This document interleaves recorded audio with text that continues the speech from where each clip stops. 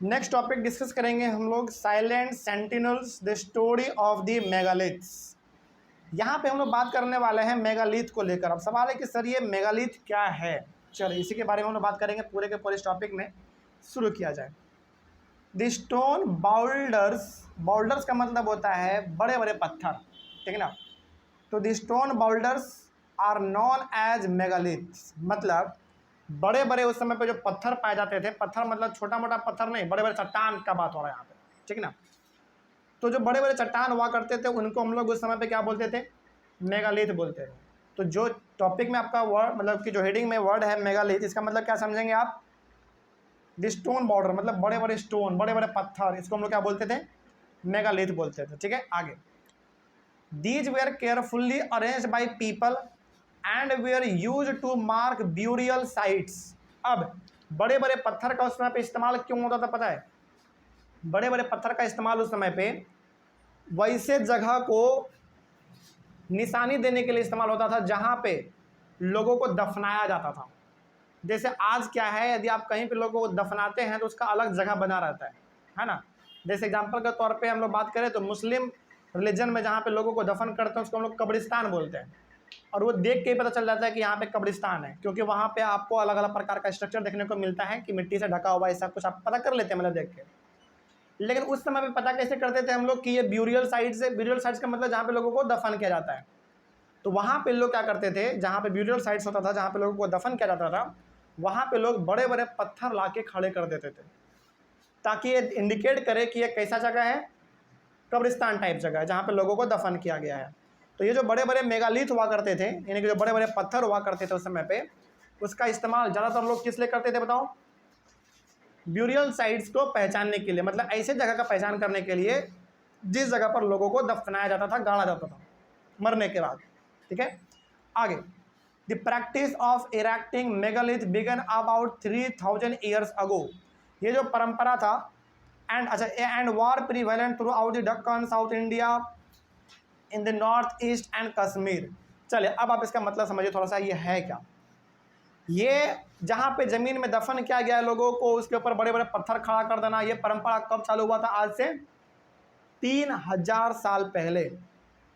पहले नहीं था, इसके पहले मतलब आज से 3000 साल पहले ही ये चीज़ स्टार्ट हुआ था कि जहाँ पे लोगों को दफन किया जाएगा वहाँ पे बड़े बड़े पत्थर खड़े कर दिए जाएंगे ताकि आने वाले समय में पता चले कि यहाँ पे क्या है, नीचे डेड बॉडी है। समझ में आ रही है बात। चलिए उसके बाद है some megalith can be seen on the surface, other megalith can be seen in the underground. क्योंकि आज से 3000 साल पहले ये परंपरा स्टार्ट हुआ था, तो कुछ पत्थर जो हैं आज ज़मीन के ऊपर भी दिखता है और कुछ पत्थर जो ज़मीन के नीचे चला गया है, क्योंकि 3000 साल में बहुत ज़्यादा धूल मिट्टी इसके ऊपर जमा होने के कारण से वो क्या हो गया, नीचे चला गया। तो कुछ पत्थर ऐसे हैं जो कि पूरी तरीके से ज़मीन के नीचे चले गए हैं, कुछ ऐसे हैं जो अभी भी ऊपर हैं, और कुछ ऐसे हैं जो आधा अंदर है और आधा ऊपर है, ऐसा भी है अभी बहुत सारे। तो यदि ऐसा यदि आपको कहीं पे दिखे और यदि आप खोदे उसको, तो ज़्यादा संभावना है कि उसके नीचे क्या मिल जाए आपको, डेड बॉडी मिल जाए। और अक्सर अब ऐसा आपको दिखेगा नहीं, क्योंकि जहाँ जहाँ ऐसा था वहाँ वहाँ पहले ही रिसर्च किया जा चुका है हमारे बड़े बड़े आर्कोलॉजिस्ट लोगों के द्वारा, साइंटिस्ट लोगों के द्वारा।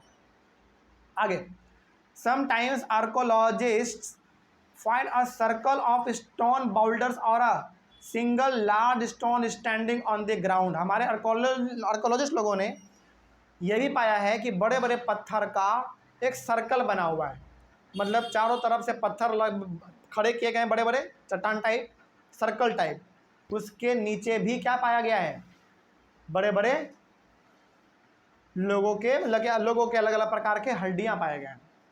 समझ में आ रही है बात। तो ये जो लोग कब्रिस्तान का पहचान करने का तरीका था उस समय पे, मतलब एक तरीके से लोगों को कहाँ पे दफन किया गया है उसके ऊपर या तो केवल पत्थर खड़ा कर देते थे या फिर उसको सर्कल जैसा बना देते थे, मतलब उसके चारों तरफ बड़े बड़े पत्थर खड़े कर देते थे, ठीक है, जो ये बताता था कि उसके नीचे डेड बॉडी है। आगे बढ़ते हैं, बिल्कुल।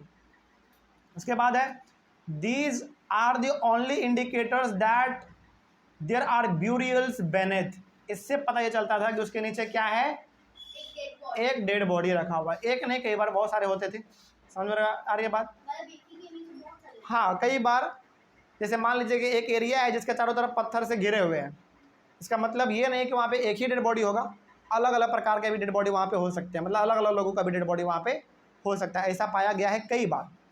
ठीक है, आगे अब यहाँ पे है ब्लैक एंड रेड वेयर क्या होता है भाई, जरा इसके बारे में समझ लेते हैं। Burials have some common features. Generally the dead were बuried with distinctive pots which are called black and red wear। अब देखो, जहां जहां भी लोगों को दफन किया गया, जमीन में गाड़ा गया, एक सभी में जो कॉमन बात था वो ये कि जितने भी डेड बॉडी नीचे गाड़े गए हैं उन सभी के बगल में घड़ा मिलता था, मिट्टी का घड़ा, और वो भी अलग अलग प्रकार का, एक ही डिजाइन का नहीं, अलग अलग प्रकार का। क्यों पता नहीं, उस समय पे कुछ अपना परंपरा रहा होगा लोगों का। मतलब हर डेड बॉडी के साथ जो कॉमन चीज़ मिला है वो क्या मिला है, अलग अलग प्रकार का घड़ा मिला है, पॉट। समझ में आ रही है बात। और उसी को हम लोगों ने क्या बोला है, ब्लैक एंड रेड वेयर। किसको, उस घड़े को। वो घड़ा जो होता था वो खाली होता था। ये तो नहीं, कई बार तो घड़ा बहुत अलग अलग चीज़ों से भरा होता था। जैसे कई बार ऐसे खोजे गए हैं डेड बॉडी जहाँ पे घड़े के अंदर महंगे महंगे जेवर जवरात पाए गए हैं। समझ आ रही है बात। तो उस समय पे जो भी परंपरा रहा होगा उस हिसाब से उन लोगों ने डेड बॉडी को जब दफन किया तो एक पॉट उसमें ज़रूर देखा गया है। जैसे हमने आपको पढ़ाया था ना कि पहले के ज़माने में जब लोगों को गाड़ा जाता था तो एक जिंदा बकरी भी उसके साथ गाड़ा जाता था। क्यों, ताकि ये माना था लोगों का कि अगले जन्म में इसको किसी प्रकार के खाने पीने का कमी ना हो। वही परंपरा था, तो उसी प्रकार का यहाँ भी कुछ परंपरा रहा होगा। तो लोगों को जब भी दफन किया जाता था उसके साथ एक घड़ा जरूर वहाँ पे गाड़ दिया जाता था। उसी घड़ा को हम लोग बोलते थे black and red ware. Okay, आगे tools and weapons of iron and sometimes skeletons of horses, horse equipment and ornaments of stone and gold are also found here. सोचो, कई बार तो डेड बॉडी के साथ, कई बार डेड बॉडी के साथ tools यानी कि औजार, हथियार, हथियार का मतलब गोला बंदूक नहीं, हथियार का मतलब पत्थर के बने हुए हथियार, तलवार, भाला, इस प्रकार का। तो कई बार डेड बॉडी के साथ अलग अलग प्रकार के औजार, अलग अलग प्रकार के हथियार, कई बार तो घोड़ों का हड्डी, कई बार महंगे महंगे गहने, सोने चांदी, हीरा मोती, जेवर जेवरात, ये सभी पाए गए हैं डेड बॉडी के साथ। समझ आ रही है बात। क्योंकि लोगों का उस समय पे कुछ अलग परंपरा रहा होगा, ये लोग, इसलिए वो लोग डेड बॉडी के साथ ये सब भी दफन कर देते थे। ओके, चलिए इस तरीके से हमारा ये टॉपिक कंप्लीट होता है। अगला बात है, अगला टॉपिक हमारा वो भी कर ही लेते हैं, छोटा सा टॉपिक है, finding out about social differences. चले इसके बारे में भी देखते हैं इसमें क्या लिखा हुआ है। सोशल डिफरेंस का मतलब हो गया कि समाज में अलग अलग प्रकार की चीज़ें जो सब एक दूसरे से अलग होगा। क्या है इसके बारे में देखो। Here one skeleton was buried with 33 gold beads, 2 stone beads, 4 copper bangles and 1 conch shell. Other skeletons have only a few pots। देखो यहाँ पे जो डेड बॉडी गाड़ा जाता था, समाज में जो भी डेड बॉडी पाए गए हैं उस समय पे, डेड बॉडी के साथ किसी के डेड बॉडी के साथ बहुत ज़्यादा जेवर जवरात मिलता था, तो किसी के डेड बॉडी के साथ केवल एक सिंगल घड़ा मिलता था। तो क्या डिफरेंस ही तो है ना। इसका मतलब ये बता रहा है कि उस समय पे भी कुछ लोग बहुत अमीर थे तो कुछ लोग बहुत ही गरीब थे। जैसे आज भी कोई आदमी जब मरता है, जो बहुत अमीर आदमी होता है, तो उसके मरने के बाद भी देखो कितना बड़ा पार्टी रखता है वो। लेकिन जो गरीब आदमी होता है मरने के बाद कितना छोटा पार्टी रखता है। ये क्या दर्शा रहा है, गरीब और अमीर को दर्शा रहा है, गरीबी और अमीरी को दर्शा रहा है। तो यहाँ पे जब हमारे आर्कोलॉजिस्ट लोगों ने, साइंटिस्ट लोगों ने ज़मीन को खोदा तो उनको ये दिखा कि यार किसी के डेड बॉडी के साथ 33 गोल्ड बीड्स हैं, मतलब 33 सोने के टुकड़े हैं, 2 पत्थर के टुकड़े हैं अच्छे महंगे वाले, 4 कॉपर के चूड़ियाँ हैं इस प्रकार का, और एक कॉन्च सेल एक तरीके का, ये भी बहुत ही महंगा, मतलब एक तरीके का, क्या कहते हैं उसको, रूबी, क्या बोलते हैं उसको, रूबी, हाँ वही। तो महंगे महंगे यहाँ पे पाए गए हैं। लेकिन किसी के साथ ये भी देखने को मिला है कि केवल और केवल एक सिंगल घड़ा है।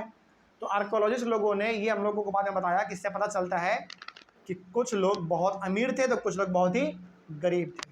Okay, these finds suggest that there were some differences amongst the people who were buried। मतलब ये जो डिफरेंस था, किसी के साथ बहुत ज़्यादा जेवर जबरात मिल रहा है तो किसी के साथ केवल एक सिंगल घड़ा मिल रहा है, ये साफ साफ इंडिकेट करता था कि समाज में क्या है, सोशल डिफरेंस है। मतलब कोई बहुत अमीर है तो कोई बहुत ही गरीब ही है। तो उस समय पे भी चीज़ था, आज भी ये चीज़ है कि नहीं बताओ? आज भी समाज में क्या दिखता है आपको कि कोई बहुत अमीर है तो कोई बहुत ही गरीब भी है। आगे, some were rich others poor and chief. तो ये दर्शा रहा है कि कुछ गरीब थे कुछ अमीर थे। समझ में आ रही है बात? चलिए, इस तरीके से हमारा ये टॉपिक भी कंप्लीट होता है। अगला टॉपिक है हमारा where some burial spots meant for certain families. चलिए, इसके बारे में भी हम लोग बात करेंगे, लेकिन अपने अगले वाले क्लास में। तो मिलते हैं हम लोग अपने अगले क्लास में। Thank you very much.